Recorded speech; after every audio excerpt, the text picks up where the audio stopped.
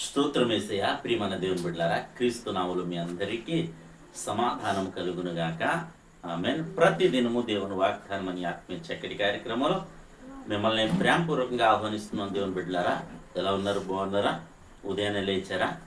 ప్రార్థన చేసుకున్నారా? మరి దేవుని వాక్యాన్ని కాసేపైనా మీరు చదువుకున్నారా? ప్రభు మీతో మాట్లాడి మిమ్మల్ని బలపరిచారా అని నేను అడుగుతున్నాను. ప్రతి ఒక్కరూ దేవుని సన్నిధిలో మీరు గోజాడాలని, ఆయన ప్రార్థించాలని, దేవునితో ముందుకు సాగాలని, విశ్వాసంలో మరి ఆత్మీయంగా బలపడాలని మరి ఉద్దేశించి ప్రతి దినము ఈ వాగ్దానాలు మరి చేస్తున్నాం. మరి ఈ దినం యొక్క మరి వాగ్దానం నేను చదువుతున్నాను. యోబు గ్రంథము 42వ అధ్యాయము 12వ వచనం. యెహోవా యోబును మొదట ఆశీర్వదించిన దానికంటే మరీ అధికముగా ఆశీర్వదించెను.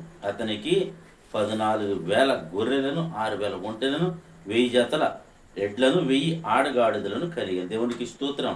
మరియు అతనికి 7 కుమారులను, 3 కుమార్తెలను కలిగిరి. దేవునికి స్తోత్రం. చక్కటి వాగ్దానంతో దేవుడు మనతో మాట్లాడుతున్నాడు. ఏంటంటే యోబు జీవితంలో మనం చూస్తాం ఏంటంటే మొదటి అధ్యాయంలో మరి తనకు కలిగిన మరి సంపద కావచ్చు, ఆస్తి కావచ్చు, బిడలు కావచ్చు, మరి తనకు కలిగిన ఆరోగ్యం కావచ్చు, సమస్తమును పోగొట్టుకున్నాడు.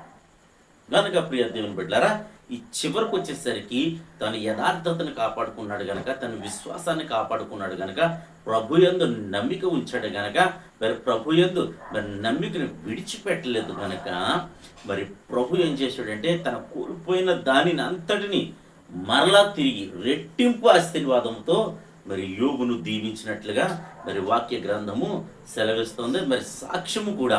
కనుక ప్రియ దేవుని బిడ్డలారా, ఈ దినము మరి దేవుడు మనకి ఇస్తున్న వాగ్దానాన్ని బట్టి మనం తెలుసుకోవలసిన ఆత్మీయ సత్యం ఏమిటో తెలుసా? మరి దేవుడు ఏమంటున్నాడంటే, ఒకవేళ నీవు ఈ దినం ప్రభువుని నమ్ముకున్నప్పటికీ కూడా నీవు అనేకమైన డౌన్ ఫాల్స్ను చూస్తూ ఉండొచ్చు, అన్నీ కోల్పోతూ ఉండొచ్చు, నష్టపోతూ ఉండొచ్చు. అలాగే నీవు పట్టుకున్న ప్రతిదీ కూడా మరి చేతికి వచ్చింది, మరి ఇంటి దాకా మరి రాలేకపోవచ్చు. అయితే నా ప్రభు ఏమంటాడంటే, ఈ దినం నువ్వు అన్నీ కోల్పోవచ్చు, అందరినీ పోగొట్టుకోవచ్చు.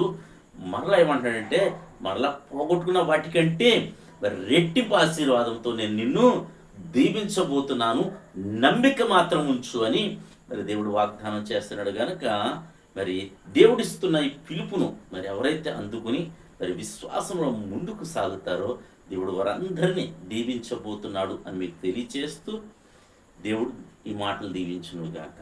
మనం ప్రార్థన చేసుకున్నాం. స్తోత్రము తండ్రి, వందనాలు యేసయ్య. ప్రతి దినము దేవుని వాగ్దానం అని ఆత్మీయ చక్కటి కార్యక్రమంలో తండ్రి మీరు ఇస్తున్న వాగ్దానం బట్టి స్తోత్రాలు.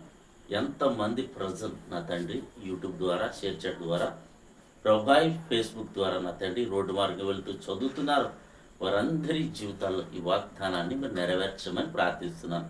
ప్రతి ఒక్కరి నేను అనేక మంది ఆయా స్థితిలో తండ్రిని కోల్పోయి ఉండొచ్చు, తల్లిని కోల్పోయి ఉండొచ్చు, బిడ్డలను కోల్పోయి ఉండొచ్చు, నా తండ్రి భార్యను, భర్తను కోల్పోయి ఉండొచ్చు ప్రభా.